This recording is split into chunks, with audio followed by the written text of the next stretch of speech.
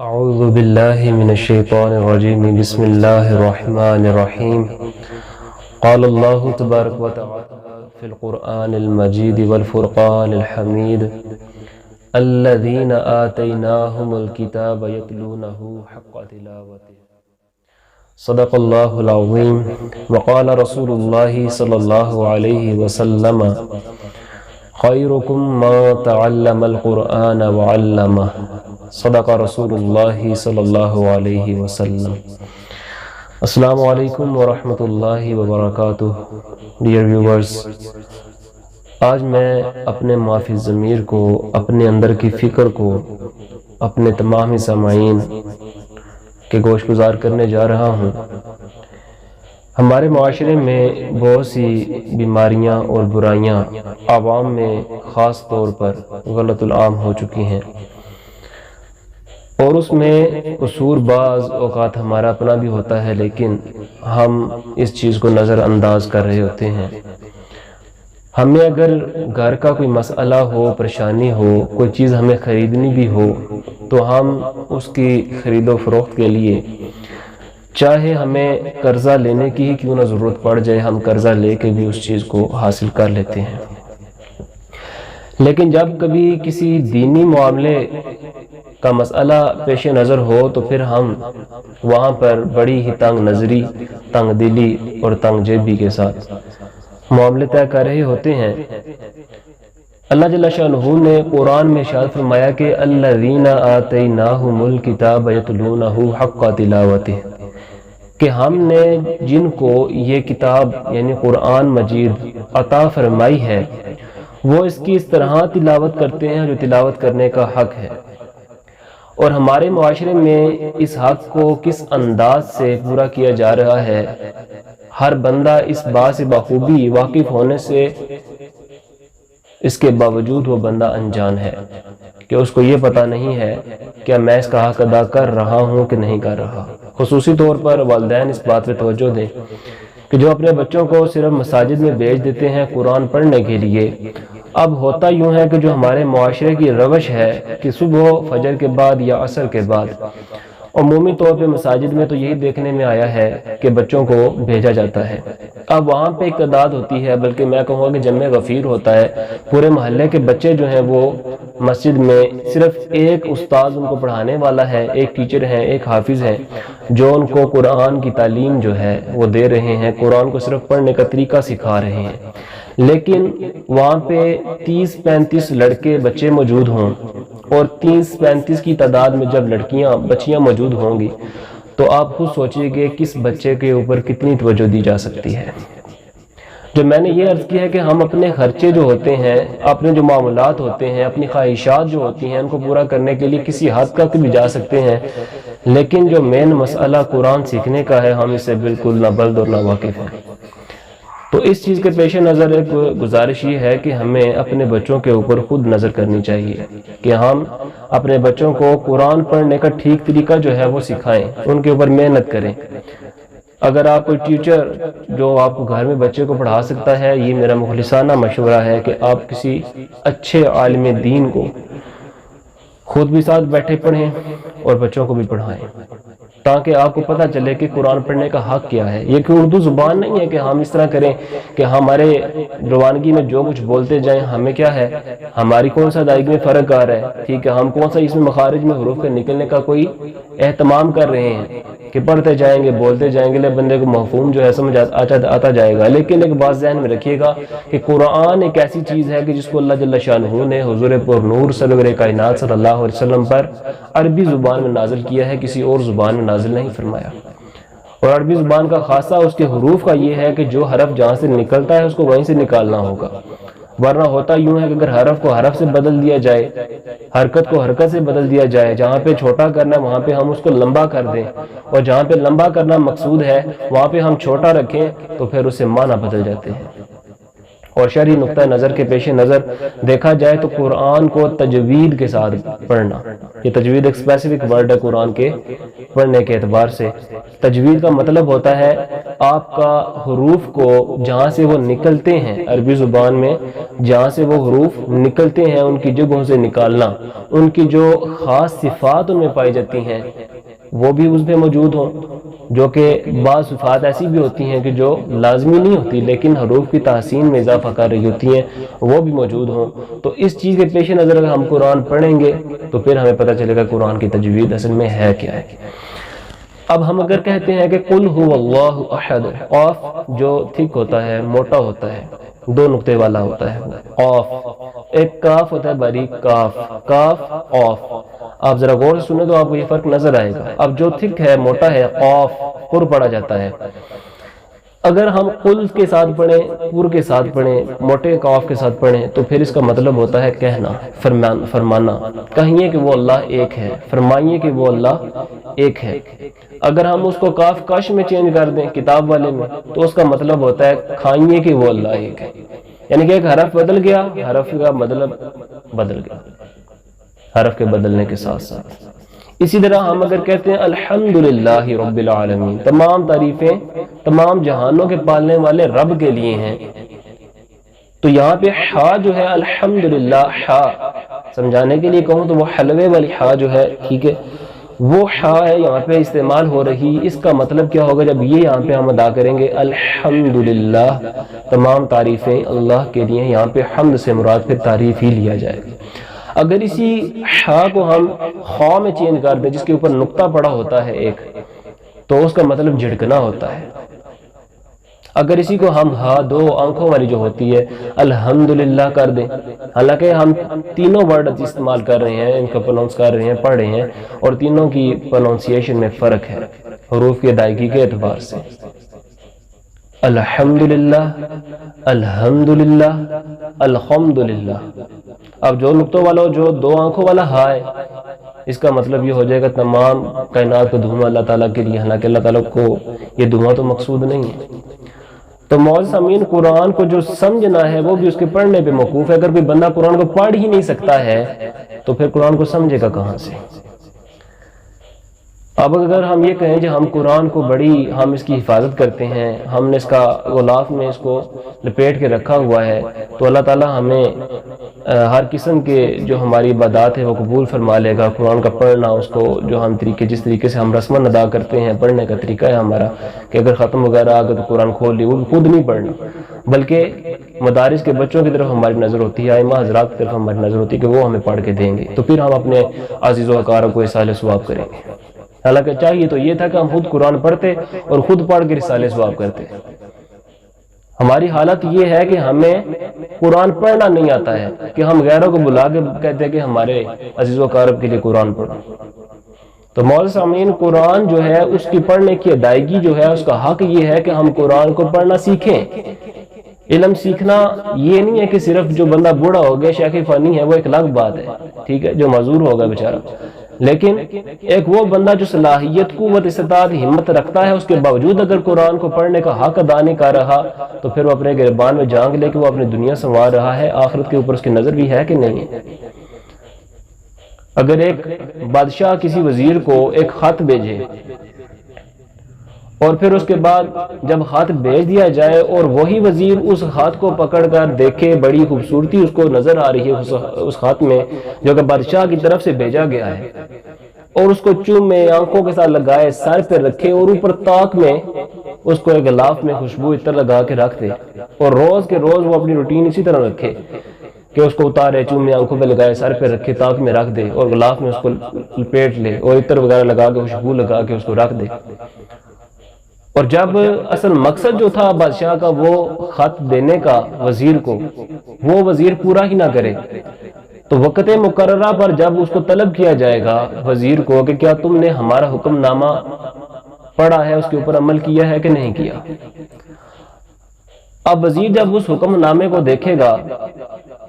تو ظاہر سی بات ہے کہ وہ دیکھے گا اس کے حکم اور لکھا ہوئے، وہ کرتا کچھ اور ہے، کیا بادشاہ راضی ہوگا؟ وہ بادشاہ کو بھلے کہے یہی بات کہ میں اس کو دیکھتا تھا، اس کو چومتا تھا، آنکھوں کے ساتھ لگاتا تھا، سر پہ رکھتا تھا، تاک پہ رکھ دیتا تھا، خوشبو لگاتا تھا،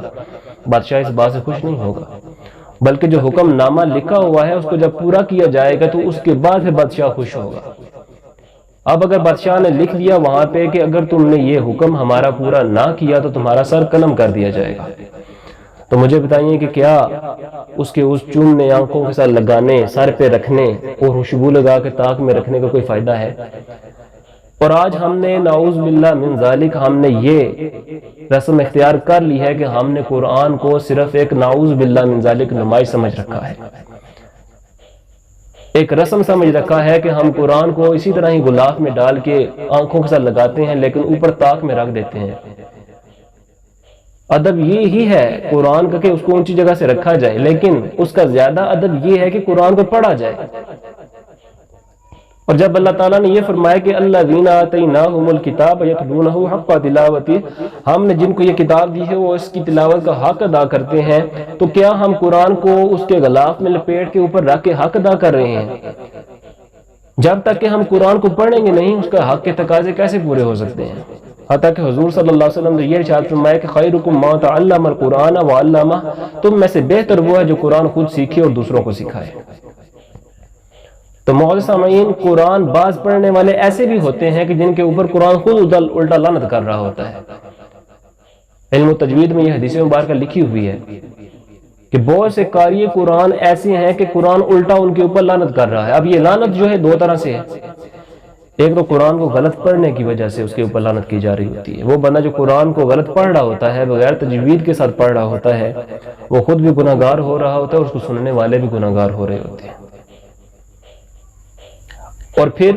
دوسری لعنت کیسی ہے کہ ایک بندہ قرآن کو پڑھ لیتا ہے لیکن اس کے اوپر عمل نہیں کرتا ہے۔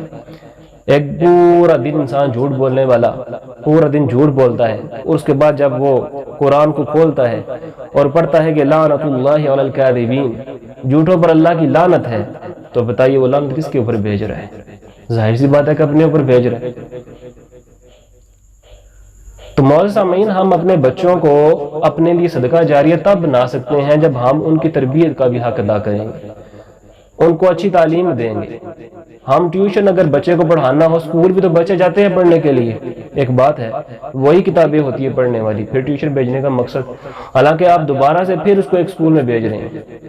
اسکول کے اخراجات آپ الگ سے پورے کر رہے ہوتے ہیں، اتنی محنت کر رہے ہیں، ٹھیک ہے، اور اسی طرح دنیاوی اعتبار سے آپ اس کی بک کو مکمل طور پر اس کو پروٹوکول دے رہے ہیں، لیکن دینی حوالے سے پروٹوکول کیوں نہیں دے رہے ہیں؟ آپ کا وہ بچہ جو تعلیم میں دنیا حاصل کر رہا ہے، اور آج کے دور میں اگر یہ کہوں یہ غلط نہ ہوگا کہ آج کے دور میں علم دنیا کا تعلیم حاصل کرنا صرف ایک انویسٹمنٹ ہے۔ وہ کیا ہے کہ ہم اپنے بچوں کو ڈاکٹر بنانا چاہتے ہیں، انجینئر بنانا چاہتے ہیں، ٹھیک اچھی بات ہے، بنائیں، اس میں آپ کو کوئی روکے گا نہیں، لیکن یہ ہم اپنا دنیاوی مستقبل سنوارنے کے لیے یہ سب کچھ کر رہے ہوتے ہیں، لیکن اخروی جو اصل مستقبل ہمارا آخرت ہے، ہماری اس کے اوپر نظر ہی نہیں ہوتی ہے کہ ہم اپنے بچے کو دینی تعلیم بھی سکھائیں،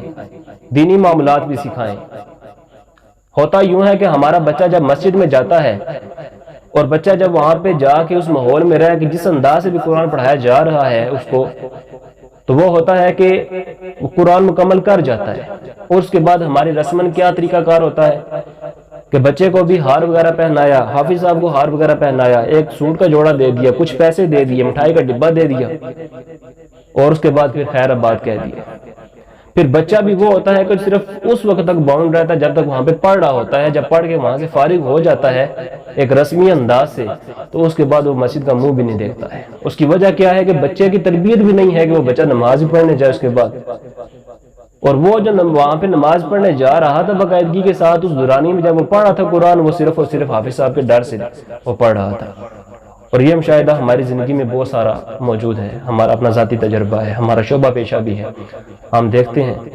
یہ نہیں ہے کہ صرف یہ بچے جو دنیاوی ہمارے گھروں میں رہ رہے ہیں، ٹھیک ہے، یہ ان کی صورتحال ہے، بعض مدارس بھی ایسے موجود ہیں جو بچے کو قرآن حفظ کرا دیتے ہیں لیکن اس کو تجوید کے ساتھ نہیں پڑھاتے ہیں۔ تو پھر اس قرآن کے صرف وہ پٹی جو اس نے جتنے بھی حروف کی لکھی ہوئی ہے اس کے اوپر، قرآن کے اوپر، وہ زبانی حفظ کر لیتا ہے لیکن اس کے پڑھنے کا حق ادا نہیں کرتا ہے۔ اللہ تعالیٰ نے فرمایا کہ وَرَتِّلِ الْقُرْآنَ تَرْتِيلًا، قرآن کو خوب ٹھہر ٹھہر کر ہر حرف کو دوسرے حرف سے جدا کر کے پڑھو۔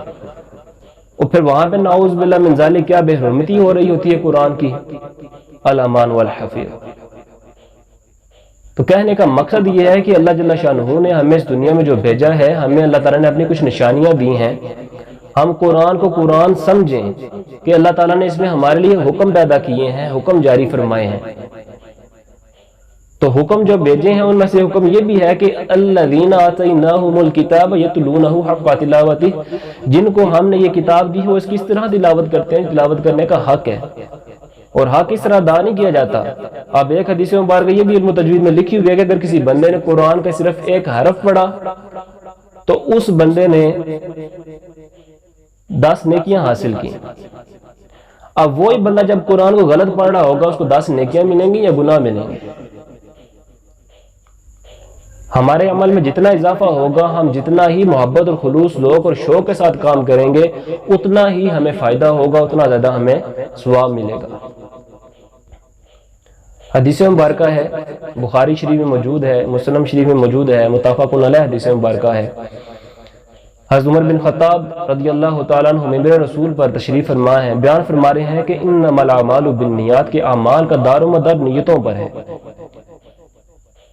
اور اسی حدیث مبارکہ کی جو تعویل احادیث کے شارحین میں شرح میں کرتے ہیں، اس کی شرح کرتے ہیں، وہ یہ ہے کہ انما ثواب الاعمال بالنیات، کہ اعمال کے ثواب کا دار و مدار نیتوں پر ہے۔ اگر کوئی بندہ صرف محض ایک نیکی کی نیت کر لیتا ہے تو مسلم شریف حدیث مبارکہ اس بندے کو ایک نیکی دے دی جاتی ہے، اور اگر وہ نیکی کر لیتا ہے تو اس بندے کو 10 نیکیاں، اور ایک روایت کے مطابق مسلم کی حدیث مبارکہ ہے کہ اس کو 700 نیکیوں تک ثواب بڑھا کے دے دیا جاتا ہے۔ اور اللہ جل شانہ اپنے بندے کی ذرہ ذرہ چیز کو کل قیامت والے دن اس کا حساب دے گا، کہ اگر کوئی بندہ ذرہ برابر نیکی کرتا ہے تو اس کو اس کی جزا دی جائے گی، اللہ نے قرآن فرمایا، اگر ذرہ برابر برائی کرتا ہے اس کو اس کا بدلہ دیا جائے گا۔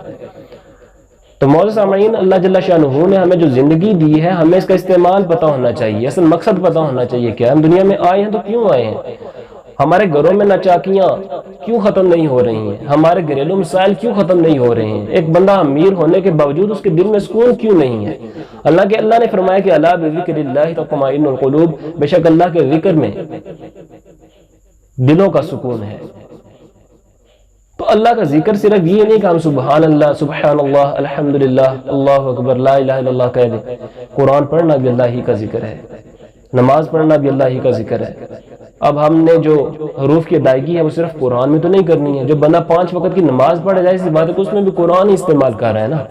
الحمد شریف کیا قرآن کی صورت ہے کہ نہیں ہے؟ اور اس کے بعد ساتھ ہی اس نے متصلاً ایک اور سورہ ملانی ہے تو وہ بھی قرآن سے ہی پڑھنی ہے، کوئی بائبل یا تورات سے تو نہیں پڑھنی ہے۔ تو ہر بندہ اپنے بارے میں غور و فکر کرے کہ اپنے لیے آخرت کے لیے کیا جمع کر رہا ہے۔ خدا را اپنے اور اپنے بچوں کا مستقبل جو اصل آخرت ہے اس کے اوپر نظر رکھیں، تاکہ ہمیں پتہ چلے کہ ہم دنیا میں آئے کیوں ہیں۔ وَمَا خَلَقْتُ الْجِنَّ وَالْإِنسَ إِلَّا لِيَعْبُدُونِ، نہیں پیدا کیا ہم نے جنوں اور انسانوں کو مگر اپنی عبادت کے لیے۔ اور اللہ تعالیٰ نے قرآن فرمایا کہ اِنَّا أَنزَلْنَا إِلَيْكَ الْكِتَابَ بِالْحَقِّ فَاعْبُدِ اللَّهَ مُخْلِصًا لَهُ الدِّينَ، بے شک ہم نے آپ کی طرف کتاب نازل کی ہے حق کے ساتھ۔ تو معزز سامعین، حق ہوتی ہی وہ چیز ہے جس کے بارے میں ہمیں شک نہ ہو، ذرا برابر شک نہ ہو، اور شک والی چیز وہ ہوتی ہے جس کے بارے میں نہ پکا یقین یہ حاصل ہو کہ وہ حق ہے، سچ ہے، اور نہ ہی یہ یقین حاصل ہو کہ وہ چیز جھوٹ ہے، یہ شک والی ہوتی ہے۔ تو قرآن جو ہے وہ ایسے شکوک اور اس طرح کے شبہات سے بالکل مبرہ اور پاک ہے، اللہ جل شانہ کی کتاب ہے جو حضور پرنور سرور کائنات صلی اللہ علیہ وسلم پر نازل کی گئی ہے۔ تو جس طرح اللہ جل شانہ نے اس قرآن کو حق نازل فرمایا ہے، سچ نازل فرمایا ہے، اسی طرح اللہ تعالیٰ فرماتا ہے کہ فَاعْبُدِ اللَّهَ مُخْلِصًا لَهُ الدِّينَ، پس آپ اللہ کی عبادت کیجئے، عبادت کو خالص کرتے ہوئے۔ اب خالص عبادت کیسے ہو سکتی ہے؟ پہلے اس کا علم حاصل کیا جائے۔ جب علم حاصل کیا جائے گا، ایک چیز کا کامل علم ہوگا، نیم حکیم خطرہ جان جیسے ہوتا ہے نا، ایسے نیم دین خطرہ ایمان بھی ہوتا ہے۔ ہم اپنے آپ کو، اپنے جتنا بھی ہمارا مال، مثال کے طور پہ اگر ہم نے اپنی بیٹی بہن کا کس کی گھر میں رشتہ دینا ہے ہر بندہ اپنے بارے میں سوچے تو ہم کتنی غور و فکر کرتے ہیں، کیوں کہ ہماری بہن بیٹی نے وہاں پہ زندگی گزارنی ہے۔ ہم کسی ایرے گہرے نتھو خیرے کے حوالے تو اپنی عزت تو نہیں کر رہے ہیں، ہمیں اتنا خیال ہوتا ہے اپنی عزت کا۔ اگر ہمیں انویسٹمنٹ کرنی ہے، پیسے جمع کرنے ہیں، اکٹھے کرنے ہیں، کسی کے پاس رکھوانے ہیں اپنے پیسے، کسی نے اپنا سونا اتنا جمع کیا ہوا ہے کہ وہ کسی کے پاس رکھوانا چاہتا ہے، تو ہم بڑی اس کے اندر بھی بڑی ہم دیکھتے ہیں کہ خریدتے ہیں اس چیز کو کہ ہم کسی ایسے بندے کے ہاتھ میں نہیں پیسے دے رہے جو ہمیں دھوکہ دے گا۔ اگر ایسا بندہ ہو جو کہ نمازی ہو، پرہیزگاری ہو، جس سے بظاہر کوئی کبیرہ گناہ بھی آپ نے نہ دیکھا ہو، وہ معاشرے کا عادل شخص ہو، اور اس کے بارے میں اگر کوئی ایسا بندہ جو کہ شرابی ہو، زانی ہو، موالی ہو، ہر طرح کا عیب اور نقص اس میں پایا جائے، وہ آ کے اگر آپ کو کہے کہ یہ فلاں بندہ بڑا نمازی بنا ہوا ہے، اس نے مجھے بھی ایک دفعہ دھوکہ دیا تھا، آپ اس عادل شخص، نمازی پرہیزگاری شخص، باشرہ شخص، جس سے بظاہر کوئی کبیرہ گناہ صادر آپ نے دیکھا بھی نہیں ہے کہ وہ کیا ہو اس نے، آپ اس کو چھوڑ دیں گے، اس کو جھٹلا دیں گے، لیکن اس شرابی، کبابی اور موالی شخص جو کہ زانی ہے، اس کے اوپر یقین کر جائیں گے۔ اور دین اتنا معصوم اور مظلوم نہیں ہے کہ آپ ہر ایک کے حوالے کر دیں۔ تو اس کی بھی کل قیامت والے دن ہم سے پوچھ ہونی ہے۔ اور ہمارے ماتحت جتنے بھی حضرات آ رہے ہیں، جس کے بھی ماتحت آ رہے ہیں، بخاری شریف کا خلاصہ ان کے اوپر فٹ ہوتا ہے کہ ہر ماتحت کے بارے میں ہر ایک سرپرست کے بارے میں، اس کے ماتحت کے بارے میں پوچھو کل قیامت والے دن۔ تو جن کے بچے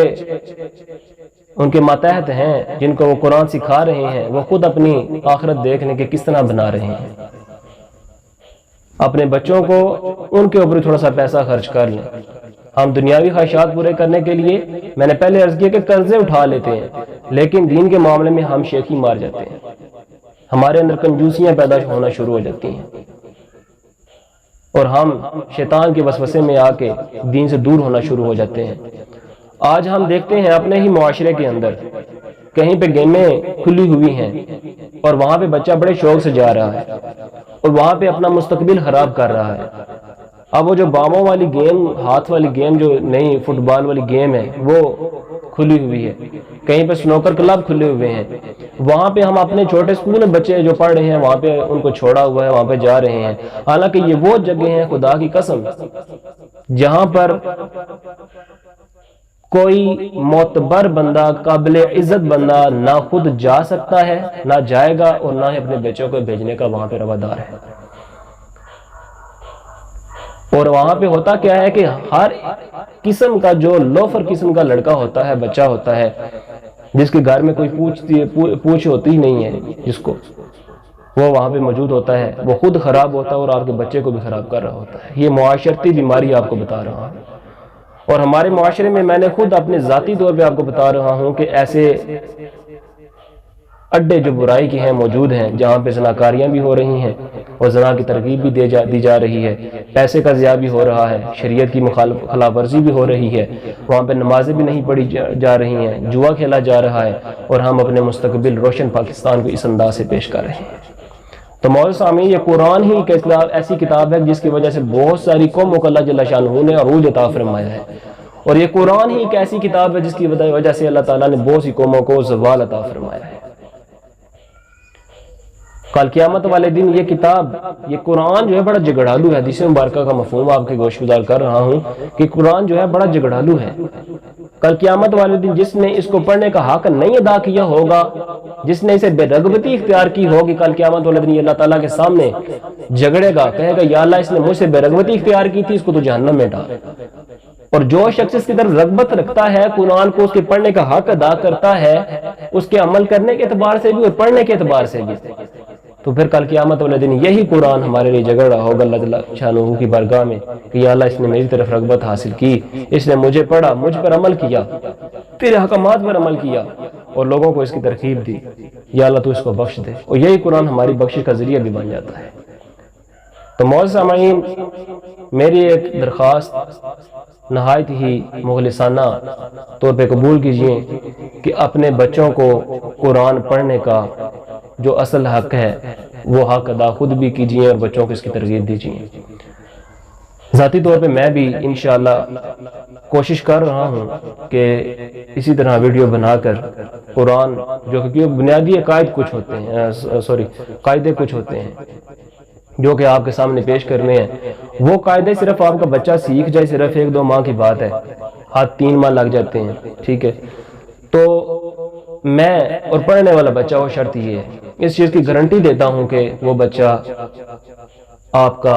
6 مہینے کے اندر اندر قرآن خود پڑھ سکتا ہے۔ اور میں انشاءاللہ کوشش کروں گا کہ ایسے قواعد جو ہیں جو کہ بنیادی ہیں عوامی سطح پر آ کر ان کو سمجھاؤں گا، اور وہ اگر آپ عمل کریں اس کے اوپر، اور عمل کرنے کے بعد اس کو پریکٹیکلی قرآن میں لے کے آئیں، یا پھر جو نماز آپ پڑھتے ہیں جو بھی قاعدہ بتاؤں، اصول بتاؤں، اس کو آپ اپلائی کریں اس کے اوپر، ٹھیک ہے، اس حد تک ہی صرف کر لیں بے شک، تو دیکھیے گا انشاءاللہ آپ کو قرآن پڑھنا آ جائے گا۔ اور اس سے بھی زیادہ بہتر یہ ہے کہ یہ ضرور سنیے گا، کوئی بھی قاعدہ کوئی بھی لیسن جو ہے اس کا مس نہ کیجیے گا،